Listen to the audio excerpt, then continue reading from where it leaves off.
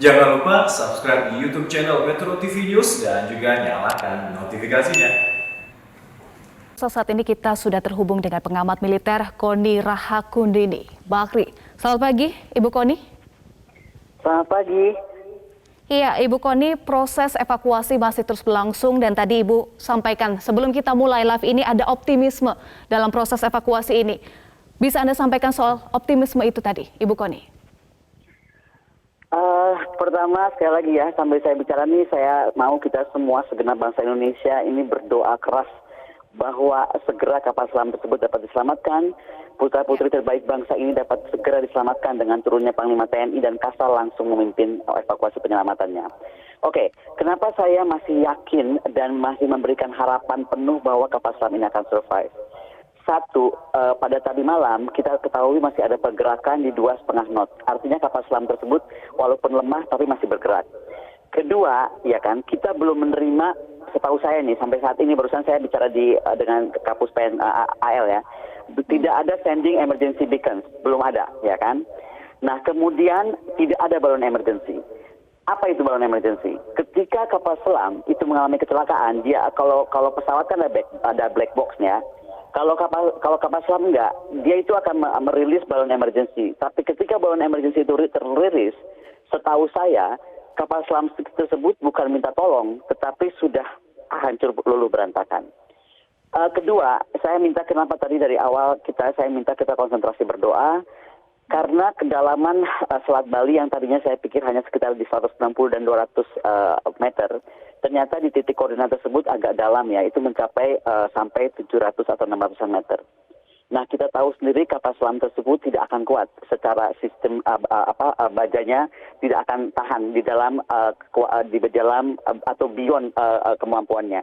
Jadi sekali lagi kita masih berharap ini bisa segera diselamatkan. Sekali lagi kita perlu kekuatan doa yang luar biasa, karena kalau melihat sekali lagi kedalaman selatnya itu akan membahayakan sangat struktur baja dari kapal selam tersebut. Baik, Bu Koni, kita tahan dulu karena di studio ada Ketua Dewan Redaksi Media Group, Bang Usman Kangsong. Bang Usman, tadi Bu Koni menyatakan bahwa ada optimisme soal proses evakuasi ini. Bagaimana media Indonesia juga melihat optimisme ini? Ya, tadi malam memang kita berkoordinasi ketika dapat informasi seperti yang disampaikan Ibu Koni ya, bahwa ada pergerakan walaupun 2 knot dan ketika kita share di grup itu kita semua berdoa ya, mudah-mudahan masih bisa diselamatkan begitu ya. Ada harapan tentu saja, tetapi sekali lagi saya setuju bagaimana kecepatan kita mungkin menyelamatkan dan menemukan, kemudian juga menemukan titik pastinya begitu ada di mana dan kemudian menyelamatkan. Saya kira harapan harus selalu ada begitu. Dan itu kita masih harus berdoa bersama-sama lah. Baik, kita harus berdoa bersama-sama. Harapan itu ada, tetapi sekali lagi bahwa ini kita bertaruh dengan kecepatan. Iya, betul sekali. Baik, Bu Koni, tadi Bang Usman sampaikan kalau kita bertaruh soal kecepatan waktu karena ada masa sekitar 72 jam ya. Iya, begitu kira-kira karena oksigen ya. Iya, karena oksigen. Nah, kalau catatan Anda terkait dengan hal ini seperti apa, Ibu Koni? Catatan saya pertama, kita harus apresiasi sekali atas keputusan Panglima TNI dan juga gerak cepat Kepala Staf Angkatan Laut. Panglima TNI sejak kemarin langsung menghimbau semua negara yang mampu melakukan penyelamatan, ya kan, baik ke Australia, baik ke India, baik kemanapun juga, termasuk kalau saya pikir Perancis ya, karena Perancis itu punya kapal selam di bawah lautan kita tuh hilir mudik gitu. Jadi untuk membantu apapun juga segera mendekati titik koordinat. Setahu saya dari yang tadi saya bicara dengan Pak Kapus PEN Angkatan Laut, itu koordinatnya sudah ketemu. Tapi sekali lagi adalah bagaimana sekarang seluruh KRI sedang bergerak ke sana. Saya kira sudah 3 atau 4 KRI sekarang, dan kemudian disusul ada KRI baru juga akan mendekat. Itu betul-betul dapat melakukan penyelamatan. Tetapi gini ya, saya nggak mau membawa kita ke stres ke arah kapal selam tersebut. Saya mau membawa momen ini kita betul-betul sadar bahwa masalah pertahanan kita itu adalah masalah besar, gitu kan. Ada masalah di roadmap pertahanan, ada masalah di modernisasi, tetapi yang saya mau tekankan sekarang adalah masalah yang paling besar di MRO. Apa masalah yang ada di MRO, Bu Koni? Apa saja masalah yang ada di maintenance, repairing, dan juga overhaul? Oke, begini. setahu saya, ya kan, kapal selam ini waktu Maret kemarin itu sempat dicek, itu punya masalah di kemudinya, naik turunnya. Oke? Nah, beberapa waktu yang lalu di 2018 kalau nggak salah dicek juga memang ada masalah di sistem torpedonya. Oke? Ada survei yang mendata itu. Tapi yang saya mau bilang, MRO itu adalah sebuah kesatuan yang harus bicara dari mulai repair engine, bicara komponen, bicara dengan pembelajaran, dengan pemahaman, dengan sekali lagi yang paling penting moral dari semua kru pelaku MRO. Kenapa? Karena ketika bicara MRO, kita bicara dari mulai pemesanan, dari mulai pembuatan order sendiri. Bagaimana ketika diterima, maka orang tersebut atau si kru MRO harus paham ini barang asli bukan, palsu bukan, KW bukan. Kalau KW berapa gitu kan? Kemudian quality control dia bisa sangat paham. Dan kemudian lagi semua bagian di departemen MRO itu harus tahu betul bahwa semua ujung jari mereka disitulah terletak nasib semua kru dan pengguna alutsista tersebut. Di Amerika begitu pentingnya MRO, maka tidak boleh main-main. Ketika seorang kru MRO gitu ya, dia tuh cerai misalnya, atau ada masalah keluarga, atau tukang minum, atau konditornya ada cacat, langsung jadi coret dari daftar kru MRO. Why? Di Amerika sangat diyakini pelaku MRO atau kru-kru MRO adalah orang yang sebenarnya memegang nyawa para putra-putra terbaik bangsa. Nah, di momen ini sekali lagi saya cuma mau bilang tadi, kita sudah berapa kali kecelakaan pesawat terbang. Masih belum juga terbangun bangsa ini tentang betapa pentingnya pertahanan kita. Hari ini jika terjadi sesuatu, moga-moga enggak ya, I cross my fingers since yesterday morning, bahwa semua akan survive, semua akan selamat. Tetapi kalau sampai tidak, bayangkan 50 dan sekian kru putra terbaik bangsa kita tuh hanya akan menjadi masalah karena alutsista yang kita abaikan selama ini.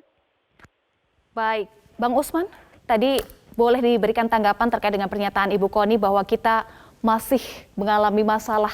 Concernnya tadi soal MRO, soal maintenance, repairing, dan juga overhaul.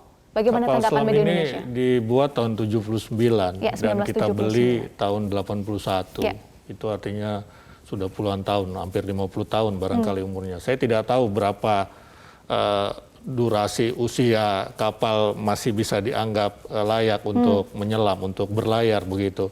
Tetapi kalau lihat setua itu usianya, ya memang MRO-nya menjadi pertaruhan di situ, ya kan, menjadi pertaruhan. Tidak boleh main-main. Ini kapal selam gitu ya. Saya tadi bilang beda dengan KRI, katakanlah begitu, KRI yang ada berlayar di permukaan laut begitu. Ini tidak main-main. Jadi safety-nya harus sungguh-sungguh, dan kunci di safety, di keamanannya itu ya ada di MRO-nya. Dan kita ini kan juga baru memproduksi kapal selam kemarin ya, baru-baru ini, walaupun kerjasama dengan negara lain, kalau tidak salah Korea Selatan begitu. Nah, saya kira kita mestinya sudah mulai naik kemampuan kita ya dalam maintenance itu. Lah kita bisa membuat begitu, mestinya kan maintenance-nya juga itu mestinya lebih baik ya. Tapi kalau tadi Bu Koni sampaikan ada masalah dengan kemudi, ya ini kan juga bisa jadi kalau kemudi kan naik turunnya itu kalau di kapal selam itu ya tidak bisa naik, dia bisa saja terjadi seperti itu. Jadi saya kira betul sekali apa yang disampaikan Ibu Koni, MRO itu menjadi hal yang sangat penting. Baik. Nah, Bu Koni, pertanyaannya adalah apakah kapal Nanggala 402 buatan Jerman yang dibuat tahun 1979 ini masih layak untuk kategori umur ini? Bu Koni? Sekali lagi, kalau dibilang layak ya, kapal selam ini sudah usianya 44 tahun. Pantasnya atau wajarnya, sekali lagi ya, kalau negara normal nih, saya bicara negara normal, mereka tuh akan menggunakannya hanya 25 tahun, sebagus-bagusnya maintenance-nya. Tapi kan orang kita tuh canggih-canggih lah, makanya bangsa kita tuh, atau tentara kita tuh memang super hebat kalau saya bilang sih beneran. Bayangkan dalam udah harus lebih dari 25 tahun, sudah hampir 2 kali lipat, tetap masih bisa digunakan gitu. Itu artinya kemampuan MRO kita tuh lumayan lah. Tetapi saya mau bilang juga di dalam lumayan itu juga kita tahulah bagaimana sebenarnya MRO kita tuh terjadi gitu. Makanya sekali lagi saya cuma mau menekankan, mungkin dalam hal ini saya menghimbau BPK, kadang-kadang kita tuh asesmen BPK itu hanya kepada pengadaan gitu, atau kepada modernisasi alutsista. Tapi menurut saya audit, ya sekali lagi saya mau sampaikan, audit MRO itu harus betul-betul terjadi, dan saya harap BPK bisa turun dalam tadi urutannya, dari pemesanannya, dari pembuatan ordernya, dari penerimaan barangnya, dari quality controlnya. Karena sekali lagi jangan dilihat alutsistanya saja, tapi siapa di belakang alutsista ini gitu kan. Nah jadi kembali kalau dilihat usia, kalau sudah sebenarnya kita sudah harus layak modernisasi. Nah, banyak hal kita ini sebenarnya tertidur gitu kalau bicara pertahanan. Atau nggak ada apa-apa, ngapain gitu seolah-olah pertahanan modernisasi diadakan. Jadi begini, ketika kita membangun sebuah kekuatan angkatan bersenjata, itu nggak cukup cuman membangun moral prajuritnya, tetapi membangun kekuatan alutsistanya. Jadi modernisasi itu menjadi kata penting, dan itu kembali kepada niat kalau saya bilang, ya. Ibu kota negara sekarang dengan kemauan presiden bisa tuh langsung diwujudkan dalam 1-2 tahun. Kenapa visi Presiden Jokowi mewujudkan negara poros maritim dunia yang memerlukan kekuatan angkatan bersenjata yang masif, yang hebat, yang modern, itu nggak pernah terrealisasi. Hari ini anggaran pertahanan kita nggak bergerak dari angka 1,1% GDP. Baik, Ibu, saya sedikit kembali soal proses evakuasi, bahwa titik koordinat sudah diketahui, kemudian juga sejumlah KRI dikerahkan, ada 400 personel dikerahkan, lalu juga meminta bantuan dari negara tetangga. Apalagi langkah signifikan yang bisa dilakukan untuk mempercepat proses evakuasi, Bu Kony? Saya kira semua langkah signifikan sudah dilakukan. Barusan sekali lagi saya bicara dengan Kapus NAL. Kapal KRI sudah sana, helikopter sudah bergerak gitu kan. Panglima TNI juga langsung akan siang ini mengadakan press release bersama Kepala Staf Angkatan Laut, dan Pak Yudo Margono pagi ini juga ada langsung di atas KRI yang langsung memimpin semuanya gitu.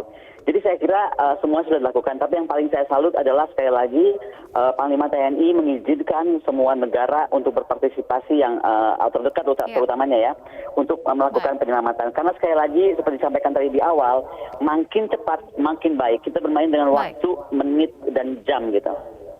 Baik, kita berjalan dengan waktu, makin cepat makin baik. Kita harapkan bersama proses evakuasi berjalan dengan lancar. Ibu Kony dan juga Bang Usman ditahan dulu, karena Breaking News Metro TV akan dilanjutkan bersama rekan kami, Leonard Samosir. Terima kasih dan tetaplah bersama kami di Breaking News Metro TV.